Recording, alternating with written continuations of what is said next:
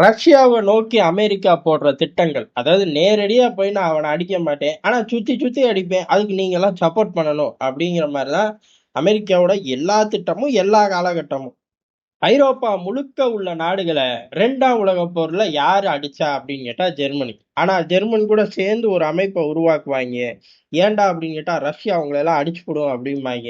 இவனுங்களும் நம்பி நேட்டோ அப்படின்னு ஒண்ணு உருவாக்கிடுவாங்க. இல்ல இல்ல அதுக்கப்புறம் நடந்த அரசியல்லாம் உங்களுக்கு தெரியல அப்படின்னு சொல்ற கூட ஆள் இருக்கும். தெரியாமையே இருந்துகட்டும். ஆனா இதுவும் அங்க ஒரு முக்கியமான யதார்த்தமான உண்மை. எது நான் சொன்னது இப்ப. சரி இருக்கட்டும். அப்படியெல்லாம் உருவாக்குனாலும் பேக் ஃபயர் ஆகுது அப்படிங்கிறத எல்லா காலமும் பார்த்துக்கிட்டு இருக்கோம். இப்ப அதே போலதான் கடல்ல நடமாடக்கூடிய இந்த கச்சா எண்ணெய் வர்த்தகத்தை, குறிப்பா ரஷ்யாவோட கச்சா எண்ணெய் வர்த்தகத்தை பெரிய அளவு பிளாக் பண்ணணும். தடை போட்டு நம்மனால உருப்படியா ஒண்ணும் செய்ய முடியல. கப்பல்களை பிடிச்சு வாம்பு தூம்பு பண்ணோம் அப்படின்னா, இன்னைக்கு ஈரான் விழுகிற மாதிரி, வெனிசுலா விழுகிற மாதிரி ரஷ்யாவும் விழுந்துரும். இவனும் கச்சா எண்ணெயில் தானே வண்டி ஓட்டுறான் அப்படின்னு சொல்லி ஒரு திட்டத்தை போடுறார்கள். இது வேலை செய்யுமா அப்படின்னு கேட்டா 100% செய்யாது. அதை நம்ம இங்க பார்க்க போறது கிடையாது. நம்ம பார்க்க போறது இந்த திட்டத்துல இப்ப பிரிட்டன் இறங்குது. சரி பிரிட்டன் இறங்குனா கிழிச்சு புடுவாங்களா அப்படின்னு கேட்டா, இவர்கள் எல்லாரும் இறங்கி எதையாச்சும் ஆக்ரோஷமா காட்டினா ரஷ்யா அடிக்கும். அதெல்லாம் ஒரு பக்கம். ஆனா இந்த முழுக்க முழுக்க கடல் வர்த்தகம் அப்படிங்கிறது எல்லா நாட்டோட பொருளாதார பலமும் அதுல இருக்குங்கிறத தாண்டி, எல்லா நாட்டோட அரசியல்வாதிகளோட கருப்பு பணமும் அதுல இருக்கு. அமெரிக்கால இருக்கக்கூடிய ஒவ்வொரு அரசியல்வாதிக்கும் குறைஞ்சது 10 கப்பலாச்சும் ஓடும். அவனுக்கே தெரியாது. குடுத்த பணம் தான் தெரியும். அதுல இருந்து வரக்கூடிய ரெவென்யூ தான் தெரியும். ஆனா அது கப்பல் தான் ஓடுது. அதுவும் இந்த பேர்ல ஓடுது, இந்த பகுதியில ஓடுது, இந்த சரக்க தூக்கிட்டு போகுதுன்னுலாம் தெரியவே தெரியாது. அப்படி இருக்கும்போது ஒரு ஸ்டேஜ்ல இந்த குரூப் எல்லாம் போய் நிக்காதா? "ஏலே டேய் உன் பணத்த நீயே முடக்குவியா?" அப்படின்னு. கட்டாயம் நிக்கும். 100% ரிசல்ட் இந்த அதாவது இந்த கப்பல்கள பிடிக்கக்கூடிய விவகாரத்துல இவர்களால ஜெயிக்க முடியாது. அதுக்கு காரணம் இவனுங்க பணமே அங்க இருக்கு. ஆனா இவனுங்க ஒரு 10% வரை போவாங்கல்ல. தாராளமா போவாங்க. அதுவும் அண்ணன் அமெரிக்கா நினைச்சா தாராளமா போவான். இதுக்கு நடுவுல சகுனி பிரிட்டனும் உள்ள பூந்துட்டாங்க. அதுதான் இப்ப பரபரப்பா இருக்கு. அதத்தான் பார்க்க போறோம். அப்ப 2 நிமிஷம் பார்த்தது என்னன்னு கேட்க கூடாது என்கிட்ட. இதுதான் அஸ்திவாரமே இந்த நியூஸுக்கு. நம்மாள் ஒருத்தர் வேற சொல்லிட்டு போயிட்டாரு. மாச கணக்குல வரதில்ல, வந்தா 3 வீடியோ போடுறது அப்படின்னு. அப்புறம் அவர் பாட்டு வந்து 2 நிமிஷம் எங்க அப்படின்னு கேட்டா நான் என்ன பண்ணுவேன்? பேஸ்மெண்ட்ட போட வேணாமா? சரி இருக்கட்டும். இந்த கடல் சார்ந்த ரஷ்யாவ முடக்கணும். இது பூராமே ஒரு திருட்டுத்தனம். உலகத்துக்கு ஆபத்து. இந்த உலகத்துக்கு ஆபத்த கண்டிஷன் அப்ளை மாரி கொண்டு வந்துருவாய்ங்க. சொல்றது பிரிட்டனு. அதனால நேரடியா களத்துல இறங்கும். பிரிட்டன் அமெரிக்காவுக்கு முழு உதவி செய்யும். பிரிட்டனோட கடற்படை கடல்ல இனிமே குதிக்கும். எதுக்கு? கப்பல்கள மடக்கறக்கு நேரடியா குதிக்கும் அப்படின்னு சொல்லியிருக்கார்கள். ஐநாலே போய் இதே பேட்டர்ன பேசியிருக்கார்கள். பிரிட்டன் குதிச்சோனே தலைகீழா நிலைமை மாறுமா அப்படின்னு கேட்டா, அமெரிக்கா 10 கப்பல் அனுப்பிச்சா பிரிட்டன் 1 கப்பல அனுப்பும். குயின் எலிசபெத் வந்துருச்சு அப்படின்னு கர்த்தருக்கு வேணா உதவுமே ஒழிய 15, 30 நாள்ல அந்த கப்பல் திரும்பி அவர்கள் பேஸுக்கு போயே ஆகணும். சரி அதுக்கு ரீப்ளேஸ் அனுப்ப மாட்டாங்க.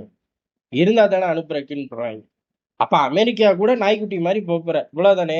சத்தியமா அவ்வளவுதான். ஆனா சவுண்டு பெரிய சவுண்டு. ஆனா ரஷ்யா இத ரசிக்க போதா அப்படின்னு கேட்டா, இவர்கள் இப்படி கடல்ல பிரச்சனை பண்ணும்போது ரஷ்யாவுக்கு ஒரு 10% குறையுது. இல்ல 10% இந்த பக்கம் ஃபோக்கஸ் பண்ணணும் அப்படின்னா, உக்ரைன் யுத்தத்துல 10% குறைக்க வேண்டியது வரும் ஃபோக்கஸ்ல. என்னடா இது தலைவலி அப்படின்னு ரஷ்யா நினைக்கக்கூடும். இந்த ஒரு அழுத்தத்தை கிரியேட் பண்ணலாம் தான் அப்படி இந்த மேஜிக்கை காட்டிக்கிட்டு இருக்கார்கள். ஆனா ரஷ்யாவை பொறுத்தவரை தெளிவா சொல்லிட்டாங்க. இங்க பாரு இந்த கடல்ல வந்து அல்ட்ராசிட்டி பண்றது, அல்சாட்டியம் பண்றது, ஒழுங்கா போய்கிட்டு இருக்கக்கூடிய கடல் வர்த்தகத்தை என்னத்தையோ ஒரு பேரை சொல்லி முடக்கிறது, இந்த வேலையெல்லாம் பண்ற எந்த நாடையும் ரஷ்யா என்டர்டெயின் பண்ணாது. குறிப்பா பிரிட்டன் இப்ப உள்ளுக்குள்ள வந்து பெரிய அளவுல சட்டம் இருக்கு, விதி இருக்கு. 2018லயே ஒரு சட்டம் கொண்டு வந்திருக்கோம். இந்த மாரி திருட்டுத்தனமா ஆயில் எல்லாம் முடக்கலாம், படைகள அனுப்பலாம், ஐநா அதுக்கு ஒத்துக்கலாம் அப்படின்னு சொல்லி பெரிய அளவுல பேசி வருது. ஏற்கனவே 2 ஓர்ஷனிக்க விட்டுருக்கோம் அப்படிங்கிறதோட நிறுத்திட்டார்கள். 2 எங்க அப்படின்னா, 1 உக்ரைனுக்குள்ள, இன்னொன்னு போலந்து வழியா போச்சு. இந்த போலந்து வழியா போனத வேடிக்கை தான் போலந்தால பார்க்க முடிஞ்சுச்சு. ஆத்தாடி ஏதோ ஒண்ணு போகுது அப்படின்னாய்ங்க. ஓர்ஷனிக்க தான் விட்டுருக்கேன்னு ரஷ்யா சொல்லுச்சு. ஐய்யய்யோ! தடுக்க முடியாதே! என்ன பண்றது இப்ப? அப்படின்னு பதறி போய் சுத்திக்கிட்டு இருக்காய்ங்க. இப்படி நடந்துச்சு. 2ன்னு நிறுத்திட்டு 3வது பிரிட்டன்ல தான் போடுவோம். ஜாக்கிரதையா இருன்ட்டாய்ங்க. ஒரே வார்த்தையில. ரஷ்யாவை பொறுத்தவரை சொன்னா செய்யற பயலுக. எப்படி போலந்துக்குள்ள டக்குன்னு ஓர்ஸ்னிக் போகும்னு எவனுமே எதிர்பார்க்கல. இதுல பெரிய விஷயம் என்ன அப்படின்னா, ஏதோ ஒரு அசம்பாவிதம் போலந்துக்குள்ளேயே விழுந்துருச்சு. இப்ப என்ன ஆகும்? முக்கியமான இடங்கள்லயே போய் விழுந்துருச்சு. இப்ப என்ன ஆகும்? இந்த மாதிரி 1000 பிரச்சனை இருக்கும். இதெல்லாம் கால்குலேட் பண்ணி தான் தட்டி விடணும்.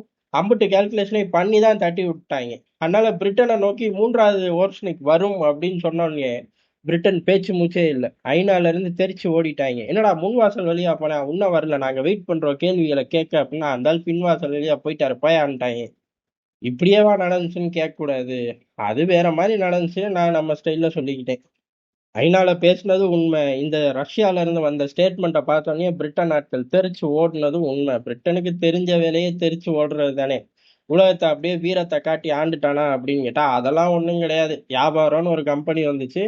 அந்த கம்பெனியே அங்க உள்ளவனுங்களை ஏமாத்தி அட்மினிஸ்ட்ரேஷனை ரன் பண்ண ஆரம்பிச்சாங்க. ஓ அப்படியா, நாங்க பிறந்துடுறோம் அப்படின்னு பிரிட்டன் அரண்மனை குடும்பமும் வந்துக்குச்சு. அந்த கம்பெனியும் சுலபமா விசுவாசத்தை காட்டுச்சு. பெரிய போர் பண்ணி கிழிச்ச வீரர்கள் மாதிரியே பேசுவாங்க. செஞ்சது பூரா சகுனி வேலை.